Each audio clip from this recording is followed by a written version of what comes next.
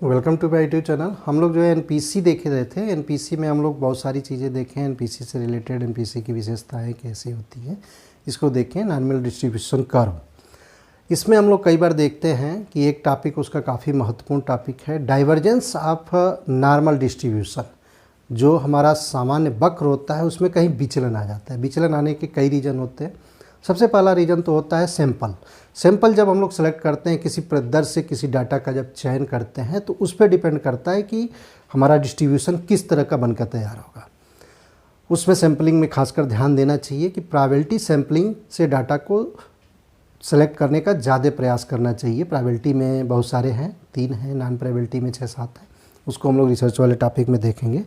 यहाँ पे एक तो रीज़न होता है सैंपल लेते समय अगर हमें से कोई त्रुटि हो जाती है तो हमारा डिस्ट्रीब्यूशन सामान्य नहीं रह जाता है। दूसरा चीज़ होता है कि जब हम लोग सैंपल पा जाते हैं तो उस सैंपल पे अगर जो हम टेस्ट पेपर या जो परीक्षण करते हैं तो वह परीक्षण अगर स्टैंडर्डाइज्ड टेस्ट पेपर नहीं है तो हमारे एनपीसी ग्राफ में कहीं न कहीं डाइवर्जेंस आ जाता है। दूसरा रीज़न होता है।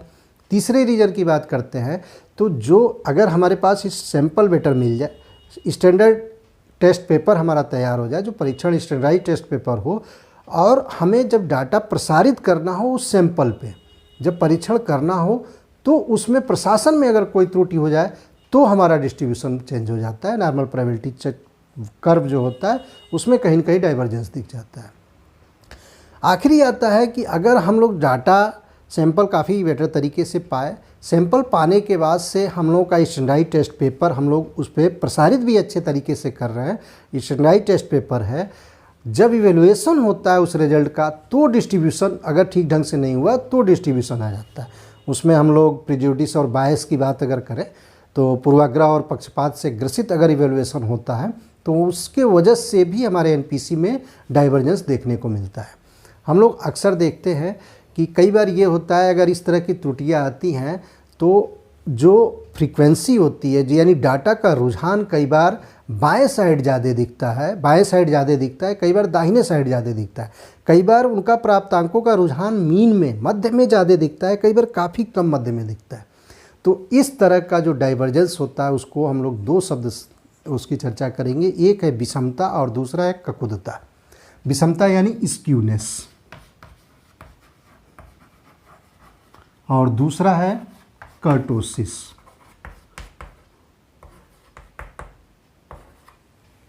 विषमता की बात करते हैं। सबसे पहले हम लोग विषमता की बात करते हैं। विषमता क्या होता है? विषमता में, और ये है ककुदता, हिंदी में इसको हम लोग ककुदता, बहुत टिपिकल नाम है, इसको ध्यान रखेंगे। सबसे पहले हम लोग विषमता की बात करते हैं तो विषमता में ये देखा जाता है कि सीधे हम लोग ग्राफ पे देखते हैं।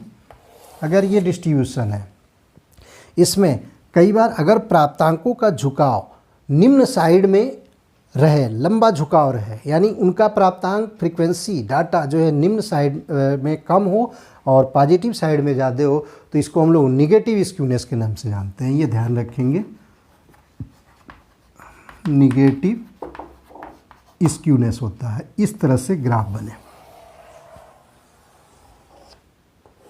ये हमारा निगेटिव स्क्यूनेस हो जाता है। इसमें हम लोग देखते हैं कि मीन जो है दाहिने साइड हो जाता है, यानी मध्यांक को हम लोग मीडियन बोलते हैं इंग्लिश में, उसको हम लोग मिड सिंबल से देते हैं कि मीन जो है मध्यमान हमारा मध्यांक के दाहिने साइड हो जाए और प्राप्तांकों का झुकाव इधर कम हो। क्लियर हो? यानी निम्न साइड में प्राप्तांकों का झुकाव काफ़ी झुका हुआ महसूस हो रहा होगा आपको इधर, और इधर ज़्यादा रुझान हो। इसको इस तरह से समझ सकते हैं, किसी परीक्षण में 100 नंबर का पेपर है, बहुत सारे बच्चों पे परीक्षण हुआ है, फ्रीक्वेंसी जो भी रही हमारी, डाटा जो भी रहा हो, उसमें हम लोग देखें कि मोर देन 50% पाने वालों की संख्या ज़्यादा रहे तो हम देख रहे हैं धनात्मक दिशा में, पॉजिटिव दिशा में प्राप्तांकों का रुझान फ्रीक्वेंसी ज़्यादा है और निगेटिव दिशा में कम है। इसको हम लोग निगेटिव स्क्यूनेस के नाम से जानते हैं। क्लियर है? एक होता है पॉजिटिव स्क्यूनेस। पॉजिटिव स्क्यूनेस की कंडीशन में ये होता है, हल्का सा इसका भी मैं ग्राफ बना दे रहा हूँ, कि प्राप्तांकों का झुकाव निम्न साइड में ज़्यादा हो जाए। ये निम्न साइड है, निम्न साइड में निम्न की तरफ झुकाव ज़्यादा हो जाए और उच्च साइड में ये हल्का हल्का झुकते हुए जाए। ऐसी कंडीशन में हम लोग देखते हैं कि मीन हमारा निम्न साइड में हो जाता है और मिड यानी मध्यांक हमारा बाएं साइड में हो जाता है और मध्यमान दाहिने साइड में हो जाता है। यानी उच्च प्राप्तांकों के तरफ हमारा मीन हो जाता है और निम्न प्राप्तांकों के तरफ मीन हो जाता है और उच्च प्राप्तांकों की तरफ हमारा मीन होता है। क्लियर है? ये हमारा जो है स्क्यूनेस से विषमता है। ध्यान देंगे, विषमता में ये होता है कि प्राप्तांकों का झुकाव उच्च साइड में ज़्यादा हो जाए तो हमारा निगेटिव स्क्यूनेस होता है। इसमें ध्यान रखेंगे मीन हमेशा मिड के दाहिने साइड में होता है। क्लियर है? और पॉजिटिव स्क्यूनेस में ये होता है कि प्राप्तांकों का झुकाव या रुझान जो है निम्न प्राप्तांकों की तरफ ज़्यादा हो जाए, यानी दाहिने साइड ज़्यादा हो जाए, जैसा कि हाँ आपको स्क्रीन पे दिख रहा है, दाहिने साइड ज़्यादा हो जाए। और इस कंडीशन में ये होता है मिड हमेशा मीन के बाएं साइड होता है। ये ध्यान रखेंगे, ये हमारा स्क्यूनेस है। स्क्यूनेस का जो फार्मूला होता है उसको हम लोग देखना चाहेंगे। यहाँ पे हम चर्चा कर दे रहे हैं स्क्यूनेस का। 3 मीन माइनस मिड बाई रो या SD, इस तरह से ये फार्मूला होता है स्क्यूनेस का। 3 mean minus mid by row, mean यानी मध्यमान माइनस मध्यांक बाई SD। नॉर्मल डिस्ट्रीब्यूशन में हम लोग देखते हैं मीन, मीडियन, मोड तीनों एक ही बिंदु पे पाए जाते हैं और वहाँ से बाईलेटरल सिमेट्री का गुण देखते हैं हम लोग। इस तरह से देखते हैं, अगर ये डिस्ट्रीब्यूशन है बीच में है तो ये मीन, मीडियन, मोड तीनों एक ही बिंदु पे पाए जाते हैं और वह बिंदु होता है जिसके एक साइड में निम्न प्राप्तांकों की तरफ 50% डाटा और उच्च प्राप्तांकों की तरफ 50% डाटा होता है। ये तीनों एक ही बिंदु पे होते हैं, यानी मीन इक्वल टू मिड, दोनों बराबर हो गया। तो इस कंडीशन में अगर हम लोग देखें, दोनों जब बराबर हो जाता है तो इस कंडीशन में हम लोग देखें तो 3 मीन माइनस मिड दोनों बराबर, तो यानी ये क्या हो गया इंटू 0 बाई SD यानी इक्वल टू 0। यानी स्क्यूनेस हमें क्या मिलता है, स्क्यूनेस हमें क्या मिल जा रहा है, इस तरह से स्क्यूनेस 0 मिल जा रहा है। यस के स्क्यूनेस हमें क्या मिलता है, NPC की कंडीशन में 0 होता है। ये ध्यान रखेंगे, ठीक है। तो विषमता हमारा दो प्रकार का, एक निगेटिव स्क्यूनेस, एक पॉजिटिव स्क्यूनेस। निगेटिव स्क्यूनेस में प्राप्तांकों का जो रुझान होता है उच्च प्राप्तांकों की तरफ ज़्यादा होता है, निम्न प्राप्तांकों की तरफ कम होता है। मीन हमेशा जो है मिड के दाहिने साइड में पाया जाता है। और निगेटिव स्क्यूनेस में हम लोग देखे हैं कि प्राप्तांकों का जो झुकाव होता है, झुकाव यानी रुझान यानी उनकी फ्रीक्वेंसी सबसे अधिक अगर हम कहें तो निम्न प्राप्तांकों की तरफ होती है और उस कंडीशन में मिड हमेशा मीन के बाएं साइड होता है। क्लियर है?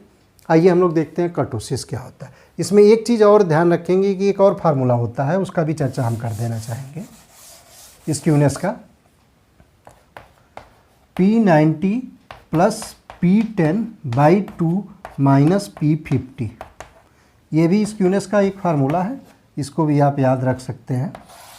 Skewness equal to P90 plus P10 by 2 minus P50। P90 क्या होता है, P का मतलब परसेंटाइल, ये टॉपिक हम लोग का छूटा हुआ है, इसको हम लोग आगे देख लेंगे। परसेंटाइल और परसेंटाइल रैंक की चर्चा हम लोग करेंगे कि परसेंटाइल क्या होता है और परसेंटाइल रैंक क्या होता है।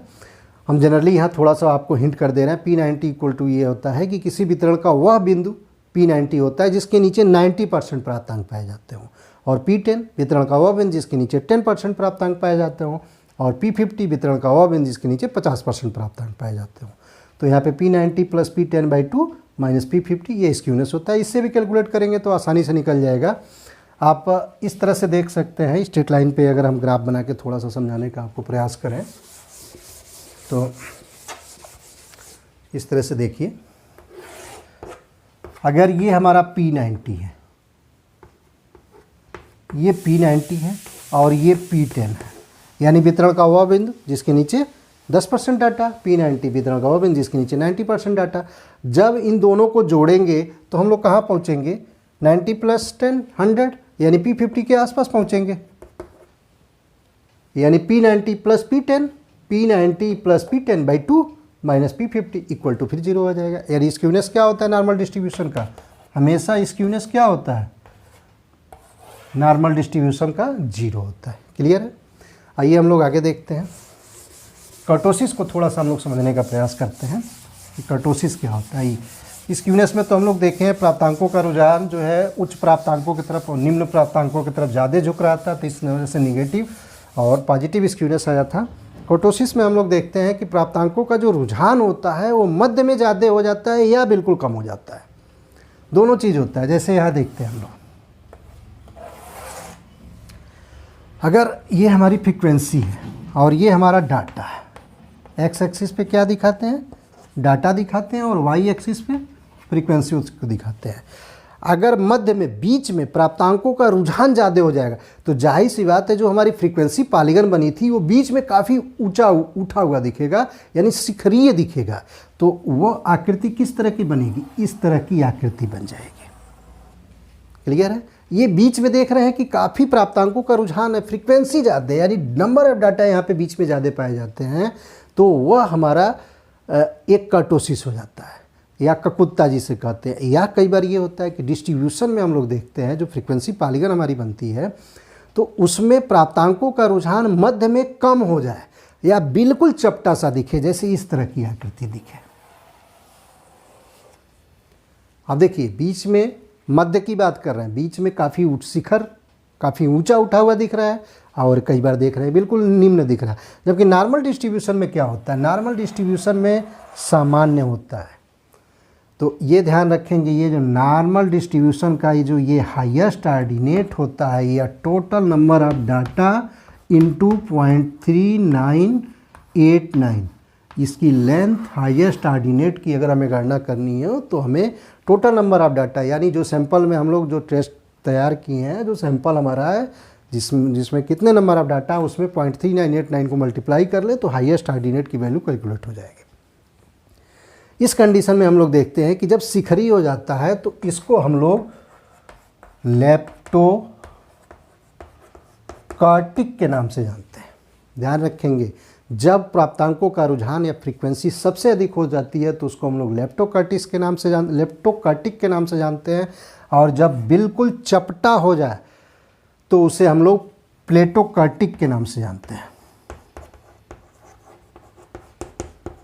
और जब सामान्य डिस्ट्रीब्यूशन रहता है तो उसको हम लोग मेसोकार्टिक के नाम से जानते हैं।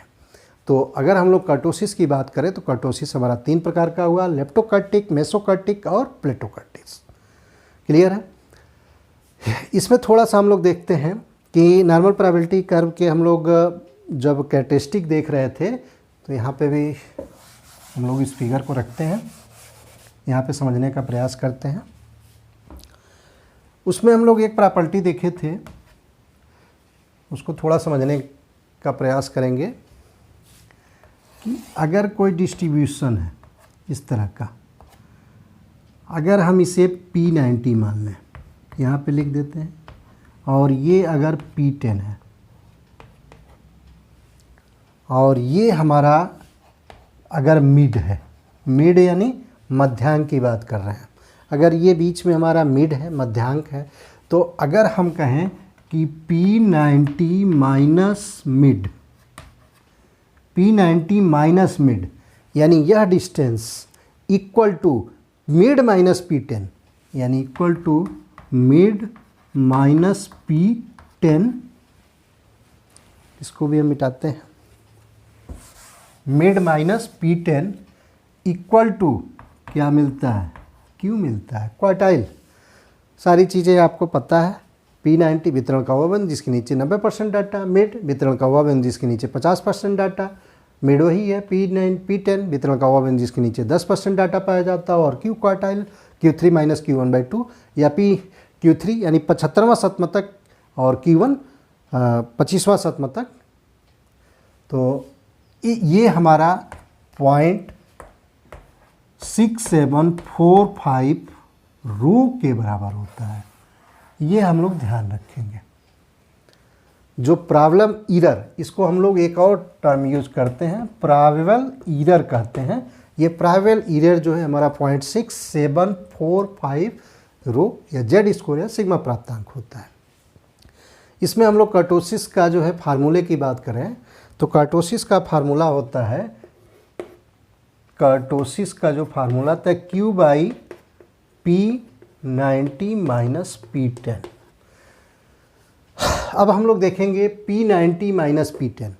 हम लोग नॉर्मल एक कर्व बनाते हैं इस तरह से, नॉर्मल डिस्ट्रीब्यूशन, इसमें हम लोग अगर देखें तो यहाँ अगर P90 है, ध्यान देंगे, और यहाँ P10 है, ये मिड है, बीच का है, P50 है, तो ये डाटा कितना आएगा? लगभग 40% के आसपास आएगा। ये कितना आएगा? 40% आएगा। एक्चुअल में ये आता है 39.97%। 39.97 लगभग 40% के आसपास है। सेम ये भी आएगा। यहाँ से अगर हम लोग मध्य से इसकी P90 की दूरी निकालते हैं तो 40% आता है। अगर इसको हम लोग 40% को जब हम लोग जेड स्कोर में चेंज करते हैं तो ये आता है 1.28 सिग्मा। ये निगेटिव आता है यहाँ की बात करें तो, और ये आएगा 1.28 सिग्मा। क्लियर है? ये ध्यान रखेंगे। यानी P90 क्या मिल गया? 1.28 सिग्मा, और P10 क्या मिल गया? -1.28 सिग्मा। अब देखिए, जो प्राइवेल ईरर या Q है, इसकी वैल्यू 0.6749 जो है, इसको उठाए हम यहाँ पे पुट करें, जो कर्टोसिस का फार्मूला है Q/P90 - P10, तो Q हमें मिल गया यहाँ से, और P10 है, ऑलरेडी आपको बताया है कि P10 की वैल्यू कितनी आई है? 40% मध्य से होता है। जब इसको हम लोग जेड स्कोर सिग्मा स्कोर में चेंज करते हैं तो 1.28 सिग्मा आ जाता है। तो इसकी वैल्यू को हम लोग यहाँ पे पुट करते हैं। यहाँ पे पुट करेंगे तो Q की वैल्यू 0.6745 आती है, और P90 की वैल्यू 1.28 माइनस 1.28 सिग्मा आता है। तो ये कितना आ जाएगा? 0.6745 अपॉन 2.86 सिग्मा आता है। ये यानी ये कितना आ जाता है? पॉइंट, यहाँ पे आ जाएगा 263, यानी कर्टोसिस की वैल्यू क्या आ जाती है? 0.263 आ जाती है। क्लियर है? यानी नॉर्मल डिस्ट्रीब्यूशन में हम लोग अगर देखें तो कर्टोसिस कितना आता है? 0.263 आता है। ये हम लोग ध्यान रखेंगे। और स्क्यूनेस कितना होता है? 0 होता है। 2 मिनट में हम दोनों को एक बार फिर रिवाइज कर देना चाहेंगे, ध्यान से सुनेंगे। स्क्यूनेस में हम लोग देखे हैं कि प्राप्तांकों का रुझान जो है अगर उच्च साइड में ज़्यादा हो जाता है, यानी उनकी फ्रीक्वेंसी ज़्यादा रहती है, या हम लोग अगर बात करें तो बाएं साइड में अगर प्राप्तांकों का रुझान या फ्रीक्वेंसी ज़्यादा हो जाए वो निगेटिव स्क्यूनेस होता है। अगर दाहिने साइड या निम्न प्राप्तांकों की तरफ रुझान ज़्यादा होता है तो उसको हम लोग पॉजिटिव स्क्यूनेस के नाम से जानते हैं। स्क्यूनेस का हम लोग फार्मूला देखे हैं 3 mean minus mid by row, mean मध्यमान माइनस मध्यांक बाई SD, या एक हम लोग और फार्मूला देखें P90 + P10/2 - P50, उसको हम लोग इसके पहले देखें। तो हमारा स्क्यूनेस है। स्क्यूनेस में सिर्फ यही देखा जाता है कि प्राप्तांकों का रुझान बाएं साइड में ज़्यादा हुआ तो निगेटिव स्क्यूनेस, दाहिने साइड में हुआ तो पॉजिटिव स्क्यूनेस। जब बाएं साइड में हुआ तो मीन हमेशा मिड के दाहिने साइड हो जाता है। इसको ध्यान रखेंगे। इस तरह के क्वेश्चन ऑब्जेक्टिव में बहुत ज़्यादा पूछे जाते हैं। और अगर निम्न प्राप्तांकों की तरफ रुझान ज़्यादा होता है तो उस कंडीशन में हम लोग देखते हैं कि प्राप्तांकों का झुकाव निम्न साइड में ज़्यादा रहता है, तो हमारा पॉजिटिव स्क्यूनेस कहलाता है। क्लियर है? ये तो था स्क्यूनेस। दूसरा है कर्टोसिस। कर्टोसिस को जनरली हम लोग देखते हैं कि प्राप्तांकों का जो रुझान या फ्रीक्वेंसी मध्य में अगर ज़्यादा हो जाती है, काफ़ी शिखर के तरह से ऊंचा उठा हुआ दिखे, तो हम लोगों का लेप्टोकर्टिस होता है। और बिल्कुल मध्य में अगर प्राप्तांकों का रुझान कम हो जाए, चपटा सा दिखने लगे फ्रीक्वेंसी हमारी, जो NPC ग्राफ हमारा था फ्रीक्वेंसी पॉलीगन, तो हमारा क्या कहलाता है? प्लेटोकर्टिस कहलाता है। और नॉर्मल डिस्ट्रीब्यूशन के कंडीशन में मेसोकर्टिस, यानी हम लोग कर्टोसिस को 3 भागों में डिवाइड कर सकते हैं, लेप्टोकर्टिक, मेसोकर्टिक और प्लेटोकर्टिक। क्लियर है? हम लोग इसका जो फार्मूला देखे थे, कर्टोसिस = Q/P90 - P10। P90 वितरण का वजन जिसके नीचे 90% डाटा पाया जाता है, P10 वितरण का वजन जिसके नीचे 10% डाटा पाया जाता हो, तो हमारा P10 है। हम लोग Q को कैलकुलेट किए प्रॉब्लम ईरर से। यहाँ से देखें P90 - mid = mid minus P10, देखिए यहाँ दिया हुआ है। दूसरा, इसको हम लोग किसके नाम से जानते हैं? Q के नाम से जानते हैं। और Q होता कितना है? यही हमारा प्राइवल ईरर है। ये क्वार्टाइल सिंबल से हम लोग देखे थे, यही हमारा प्रॉब्लम ईरर होता है। वो होता है 0.6745 सिग्मा आता है। यानी Q की वैल्यू हम लोग प्रॉब्लम ईरर हम लोग देखें 0.6745 है। और हमारा P90 को अगर हम लोग कैलकुलेट करें तो P90 वितरण का वजन जिसके नीचे 90% डाटा, यहाँ देखेंगे 90% डाटा है, P10 10% डाटा है। जब हम लोग मिड से देखें तो लगभग 40%, 39.97 आता है। जब इसको हम लोग जेड स्कोर या सिग्मा स्कोर में चेंज करते हैं तो 1.28 सिग्मा आता है। 1.2 से 8 सिग्मा P90 हो गया और P10 -1.28 सिग्मा हो जाता है। जब इसकी वैल्यू को हम लोग रखते हैं तो कर्टोसिस यानी ककुदता एनपीसी ग्राफ का मिलता है 0.263। ये ध्यान रखेंगे, ठीक है। अगर प्रयास हमारा अच्छा लगा हो तो चैनल को लाइक करिए, शेयर करिए, सब्सक्राइब करिए। धन्यवाद।